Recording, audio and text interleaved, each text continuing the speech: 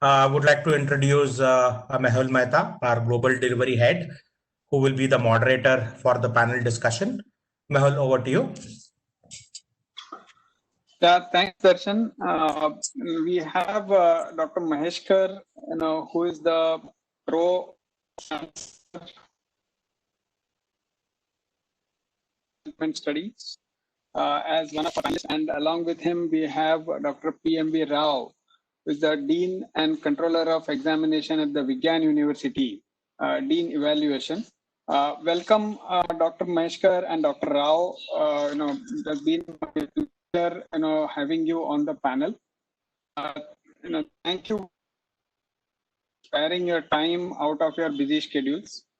For the audience, both Dr. Mhaiskar and Dr. Rao has been early adopters of technology and has gone ahead conducting some critical exams in the respective universities using the TCS ION remote assessment. I'll briefly introduce Dr. Mhaiskar and Dr. Rao, and then we'll start with my questions for the esteemed panel. Dr. Sharad Mhaiskar, as I mentioned, is a Pro-Vice-Chancellor of NMIMS, Institute of Management Studies. He graduated in civil engineering from the Mumbai University in 1978, post which he earned his master's and doctoral degrees from IIT. And he started his career in an engineering consulting firm in Middle East, but then jumped on to the teaching professions in 1983. So since 37 years, he's been in the teaching arena and has been an active researcher and has undertaken varied work during his teaching career. With a wide experience of 39 years in the education space, he's brought the learning to classrooms very effectively. Since 2012, he is with NMIMS, initially as the Dean of the Engineering School and now presently as the Pro-Vice-Chancellor. He has been a member of the Engineering Accreditation Evaluation Committee of the National Board of Accreditation India and has evaluated several programs across the country for accreditation. He has guided 40 plus students for their MTech dissertation and 3 PhD research scholars in different areas of civil and materials engineering. And he has been a member of the BIS committee for drafting codes and standards. He has, to his credit, several research papers in international and national journals.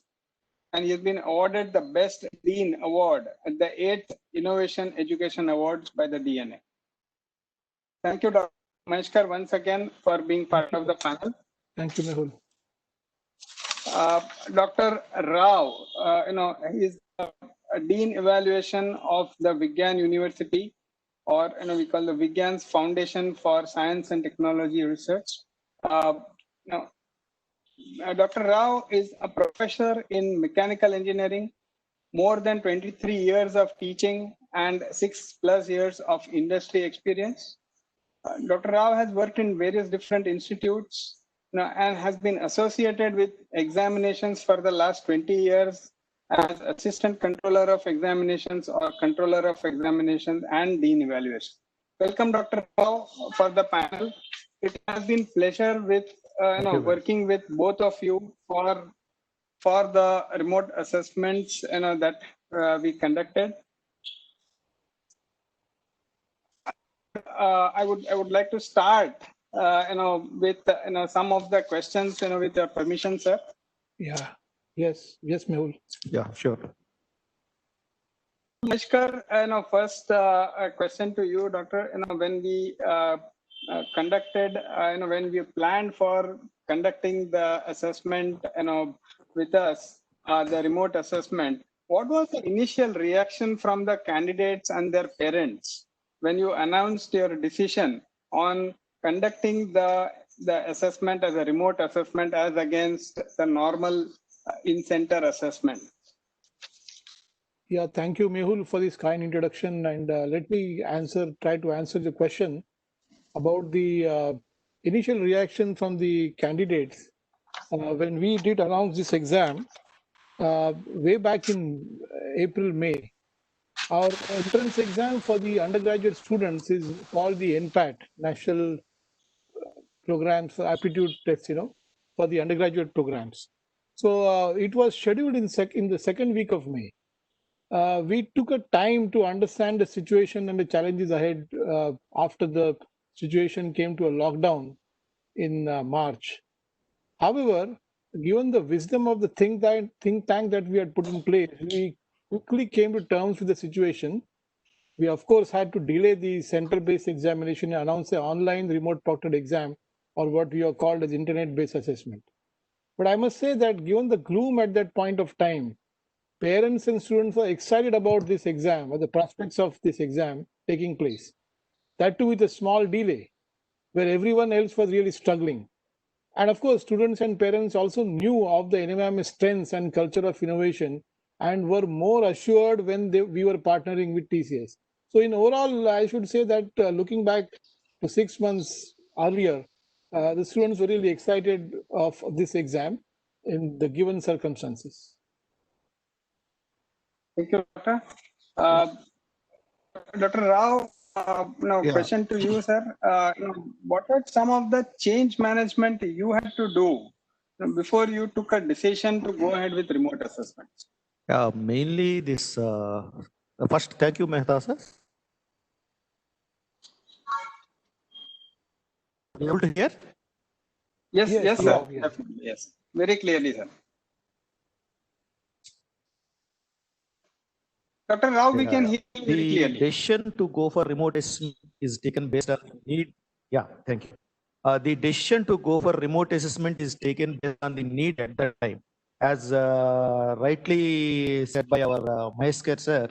So many students are in frustration, or we can say call it a frustration. They are in the need of their degrees to accept the job offers, and many of the students are thinking of going for higher education. So they need their degrees. Mainly we use TCS to conduct examinations of the terminal semester, and whose results people will consider to award the degrees. And most of them have welcomed. And when we informed the parents and students that we are working with TCS, so they are assured examination process, and they are assured about the results of that examination. Most of them have welcomed that one. Thank you. Thank you, sir. Dr. Mhaiskar, when you decided on going ahead with the remote assessment, what were some of the non-negotiables that you had to kind of keep it as most important points before going ahead or for the remote assessments to be conducted?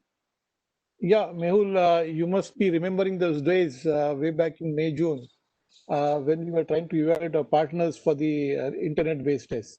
And I must say that our evaluation process for looking at the right partner was very rigorous and intense. Given the reputation of NMIMS that we had to maintain, we had prepared a list of expectations from the partner, and we went item by item in finding out how the partner was going to give us a good solution. Of course, the bottom line was we should be able to identify the candidates not adhering to the honor code, which Abhijit mentioned, which I am very fond of, or the code of conduct expected from a candidate appearing for an entrance test. Given the NMIMS perspective and vision, integrity was very high on the agenda, and we were very keen on ensuring that this test was done with a great integrity level. That was very high on the agenda. Of course, with all the fairness to candidates, Abhijit and other people also mentioned that there were difficulties in the country of internet bandwidth and so on. But then given being fair to the candidate and ensuring integrity was there, that was the bottom line which we are looking at. And of course, the final thing is in such a situation is the test affordable at this technology? These are the two important things, integrity and the cost. Sure, integrity and cost, Doctor, definitely two critical points.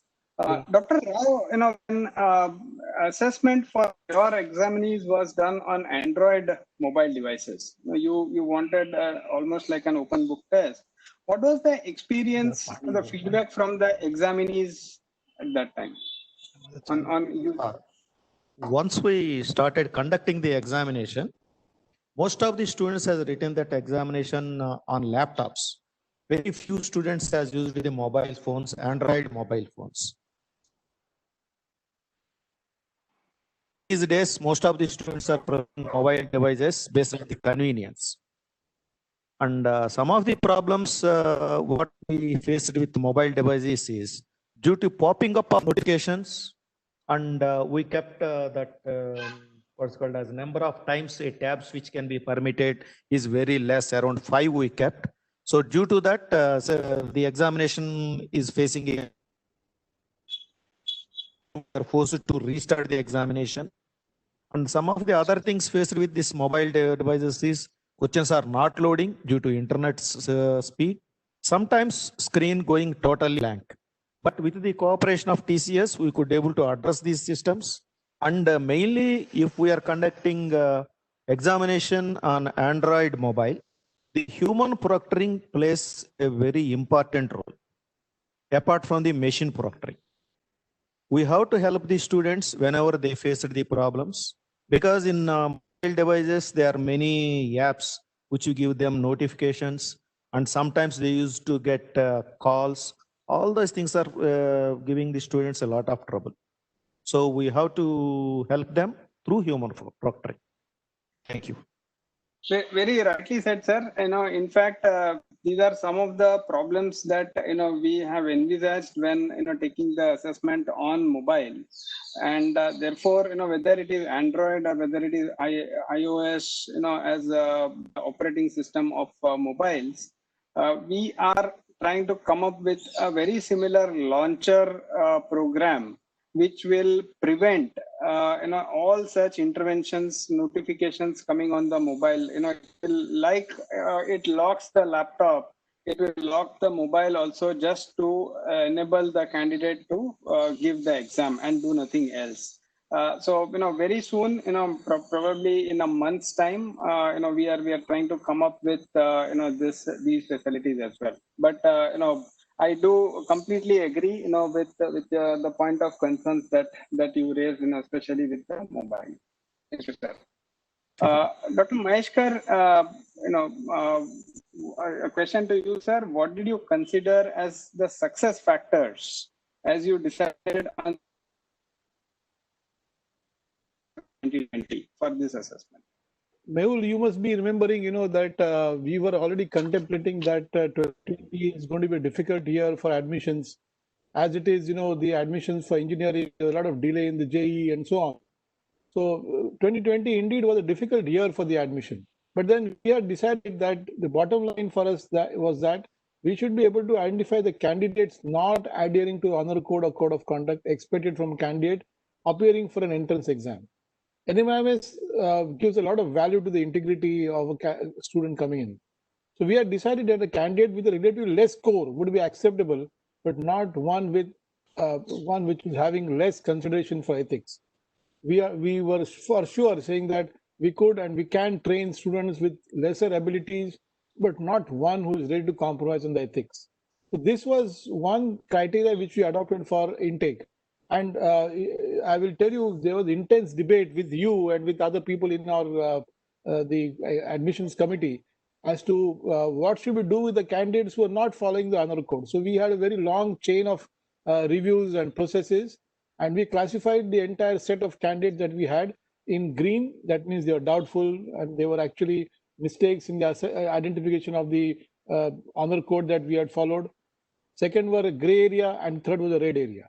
So as far as the red and the punishments or the penalties to be awarded to such candidates, we were very sure of what we could do. Given the being fair to the candidates in the green and the amber zone, we were a bit considerate for them. But certainly for the candidates who are on the red zone, there was a lot of debate going on as to whether we'll place them out of the merit list and give them off admissions only after the all the other seats were filled in. But we took a decision in the end that we should not consider them for NMIMS at all. I don't want to reveal the number of candidates, but there was heated debate on these candidates who for sure were violating the honor code. We did not want them to enter NMIMS. So as I said earlier, integrity of these candidates coming in was very important for us. Those who are for sure not following the honor code, we did not want in. And I'm very happy to inform you that no candidate whom we have placed out of the admission has come back and said, complained to us that you're wrong. In fact, we were debating with TCS and debating with each one of you, saying that this is likely to be a potential court case. We are all through that. And I'm very happy to inform you that with a lot of rigor and pain that we have taken, there is no court case, and the candidates whom we felt that were not following the honor code did not come back. Absolutely happy to hear that, sir. Ethics and integrity, being utmost important. Very similar to what we as a Tata Group also strive to be. Yes. As one of our important values. Core values. Dr. Rao, another question for you, sir. What factors did you consider, for arriving, engaging with TCS ION as a partner for this assessment, sir? We look for companies who are having long experience in conducting online. Obviously, it's you. And we also look for companies which are having credibility for not letting customers down. And we have looked about the features. We've gone through different companies. And you are the first organization which came up with the concept of the using calculator. In fact, you have provided us with a calculator on mobile devices also. Laptop, many companies are offering. And you are the company which you have provided us this calculator. And we are happy with our decision, sir. Thank you, sir. Thank you. And sir, I want to add one more thing, sir.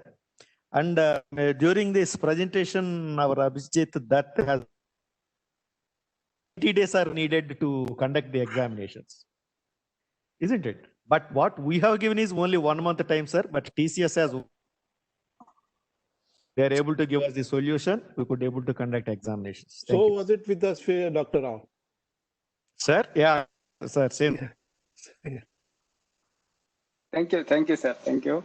Dr. Mhaiskar, do you think this approach to assessment in any way dilutes the quality of the students joining education institutes for higher education? No, not at all. In fact, I answered that question partially in my earlier queries. Once we make it clear to the students that what are our expectations during the test and how we are going to assure compliance to this honor code, as we say, while being fair to them, students and parents do understand the seriousness and do maintain the integrity of the test. Of course, we have to take a lot of efforts to ensure that our expectations are made very clear. When is a candidate considered to be violating the honor code? What happens? So many doubts that we had were cleared to them through webinars, through interaction, and so on. And once the expectations were made very clear, there was no question, and the parents and students were in fact very happy that at the end of that they could give a test, and they feel also contented and satisfied that they're given a test with a lot of integrity. Yes, sir.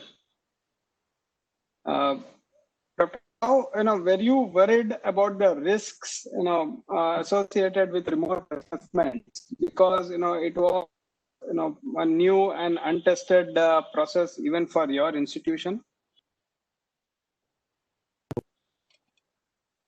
Hello. Hello. I could not hear the question, sir, because here this it was struck up and yeah.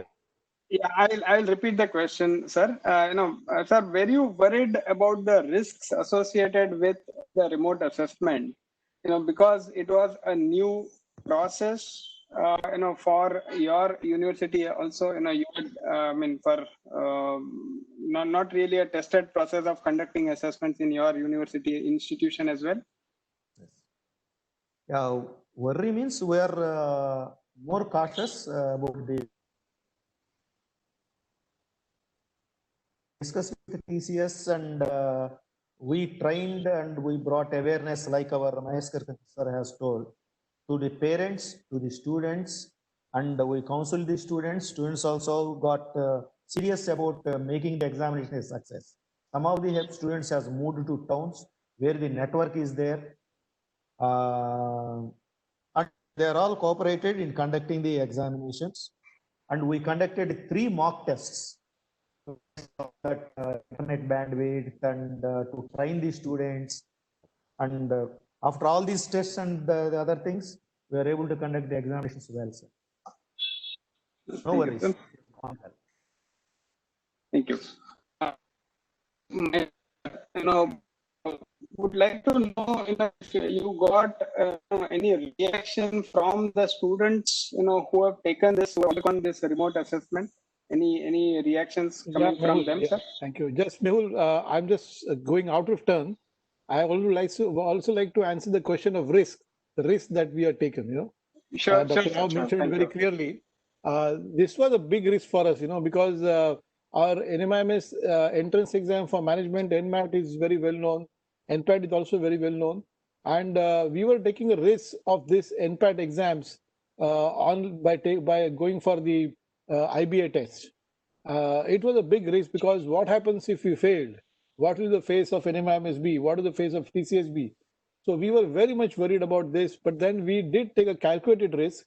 We faltered a bit, but then we came up and we had a solution in the end.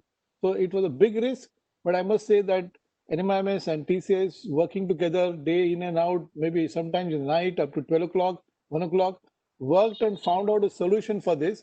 And I'm happy to say that in the end, we succeeded in all this. As far as the student reactions are concerned, there were mixed reaction. If you look at the social media, the students were frustrated in the beginning because of the problems of infrastructure, the way of code of conduct implementation, anxiety, some of the students not having the bandwidth.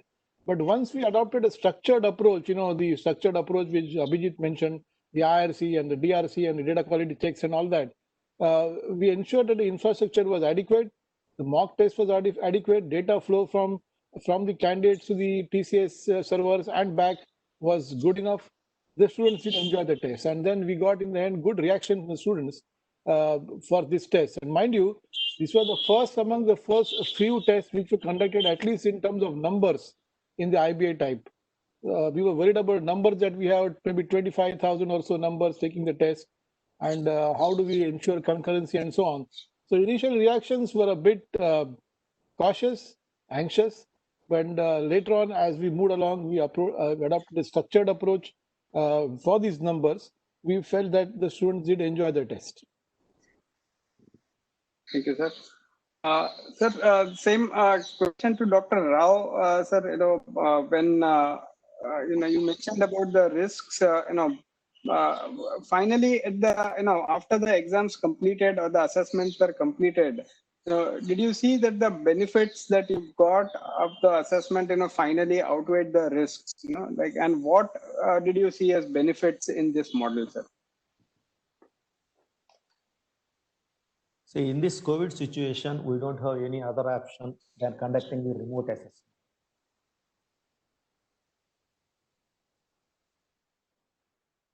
The examination, this evaluation is also we can complete within short time. So the advantages will outweigh the risks to a larger extent. And most of our students are able to get their degrees. They are doing at present, most of them are doing it. So the risks are whatever the things, we can take it out of the bed by considering the benefits out of this exam. Thank you, sir. Dr. Mhaiskar, you would like to respond to this as well, in terms of the benefits that you looked at. Yeah, as I told you, Mehul, there was a tremendous amount of benefit that we got from these tests, because we could conduct the test, we could get the results on time, and in spite of the initial struggle that we had. And I'm very happy to inform you that using the results of this test, we could now complete admissions well before, and our sessions have started. In fact, we are about 1.5 months in the session now. So this, looking back, the 4, 5, 6 months that we have worked very hard, you will find that we are now reaping the benefits of the tests in the way we are conducted, in spite of the risks. Okay, sir. Sir, one question to you again, Dr. Mhaiskar. Sir, how does the future of remote assessment look to you? Is it to be a constant companion for students and faculties, or do you think it is just would be used when especially in these times of lockdown? Or do you see this as a future going ahead? Yeah, I certainly feel that remote assessment is going to be a constant companion for students and faculty for several reasons, even after COVID. The agenda for innovation in this type of exercise would be, how do we further ensure integrity of the test without or less human intervention? Can we use AI and ML techniques which are compatible with the digital divide and bandwidth requirements in a typical family of today, where we have so many things, so many devices connected to internet in a given situation? There are so many innovations possible and are being tried out, that too within a short time. I think we should find a solution that too in affordable cost, given the opportunity that COVID-19 has offered to us. In the assessment transformation that you are carrying out with remote tests will certainly stay with us because of so many reasons. And I feel that it is going to live with us. Students are also enjoying this, and so is the faculty, because then there are so many opportunities of testing students. Of course, we'll have face-to-face, but there can be a good blend of this. Thank you, sir. Yeah. Dr. Rao, question to you, sir. In the faculty community, how have you found the pace of acceptance and adoption to remote assessments as the new normal of evaluation?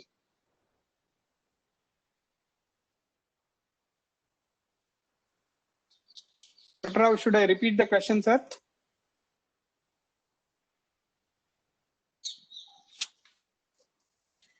Dr. Rao, this is a question for you. I think we have some signal issue at that end. I will reserve the question for Dr. Rao when he gets back on the panel. Sir, if you don't mind, Dr. Mhaiskar, question for you. Sir, we are looking at scaling the concurrency of remote assessment, simultaneously conducting this remote assessment for almost 50,000 students in a particular in a shift, and we would be doing that very soon, possibly by within a month's time. We are targeting achieving that concurrency. Now, with that increased currency, do you think it will be of any additional help with for you with respect to your planning and execution of these internal assessments as well? Yeah. So, Mehul, this is a good question. If you remember, concurrency was an issue during the time we conducted our test. It was indeed a limitation at that point of time. It is now, maybe, given the bandwidth requirements and the need for flow of data back and forth for further analysis. If all this is perfected and is available at a reasonable cost, of course, I'm saying at reasonable cost, such tests can be used certainly for formative as well as summative assessments. We did conduct our entrance exam through this mode, but then we are struggling to see that we conduct formative and summative assessments. If we can make a perfected internet-based test at a reasonable cost, there will be a lot of scope and potential for this. And this assessment innovation and the resulting transformation has huge potential for both these types of assessment, formative and summative. In fact, my feeling is that given the National Education Policy 2020, which aims for ensuring that online programs should have the same quality of delivery and assessment. Delivery and assessment, mind you. This is the need of the day, and we should pursue this agenda vigorously, because for online courses and programs, this is the only way delivery and assessment can be done. So this has a tremendous potential, and I think we should pursue it. Right, sir. Thank you. Thank you for your sir. Dr. Rao, am I audible, sir, to you now? Dr. Rao, sure. Now I can also hear you, sir. A question for you, sir, that I was posing in the faculty. How have you found the pace of assessment adoption to remote assessments as a new normal of evaluation? Yes. See, I think in And for the previous question, Mhaiskar sir has clearly explained about the role of evaluation, this remote assessment in these learning modules. If this remote assessment became integral with the teaching learning platform LMS modules, we can extend the use of this remote assessment and it will stay with this academics. Particularly, it has to offer a flexibility in type of tests and flexibility in evaluation. And particularly, it has to offer some means for the administrators, for example, to find out who has conducted what type of tests, what is the student's performance in each test, how to correlate these test results with some things called as outcome-based education. If this the platform, if it is able to integrate all these things, definitely it will stay. Faculty will welcome and they will appreciate the use of this platform and they will recommend it to you for you its use in our teaching learning. Thank you. Thank you, sir. In fact, this the same platform of remote assessment is an integral part of, is integrated very tightly with our learning platform as well. The TCS Ion Digital Learning Platform, and it can be launched directly. There are several, formal or informal assessments that can be conducted with it, directly from the learning platform. For example, if we have a course on the learning platform, at the end of every chapter, if you want to put up a small assessment, then the same assessment engine is invoked. And we could, possibly make it, much more rigorous as well by, with enabling the proctoring as well. And we will bring to you, some of the new features as well that, we are trying to add into the platform as to how we could do hands-on, kind of training based on this platform itself, especially in the field of, computer science. So we will definitely, bring it up, and so just to, as a last final question, sir, for you, Dr. Rao, that you have conducted these tests for the final semester end exam, so do you see this assessment becoming a part of all the semester exams getting conducted in this way, in the remote assessment way, or at least some of the formative and summative assessments getting conducted in this mode? Mostly, I prefer this platform for formative assessments. And particularly for terminal examinations or end semester examinations, I don't think that based on the various parameters, people may not appreciate use of this beyond that COVID. But in COVID situation where remote assessment is essential, this platform is will do well. Yes, sir. Formative assessments is okay. Okay. Thank you, sir. Thank you. So that with that, I conclude my questions. Dr. Mhaiskar, Dr. Rao, thank you for the insights that you have given. On the feedback that you have. The remote assessments, and the chance that we had to work with you, and on conducting this assessment.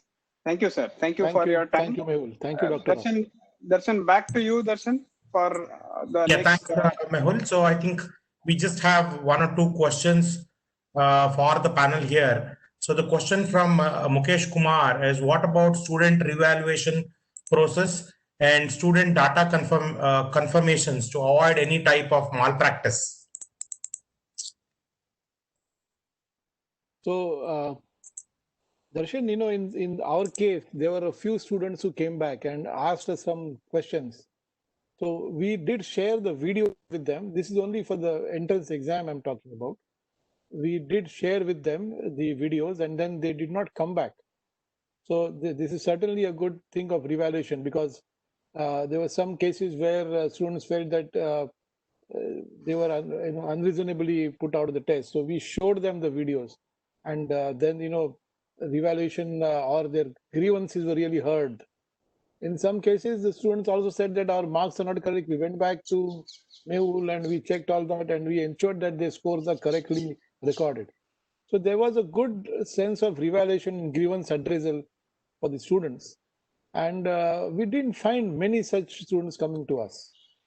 But who came, we did address their queries to their satisfaction. Thanks, Dr. Mhaiskar. Yeah, so if the attendees have any more questions to the panel, please do post it on the chat window. So would like to thank Dr. Sharad Mhaiskar and Dr. Rao for their valuable insights, and Mehul for moderating an insightful panel.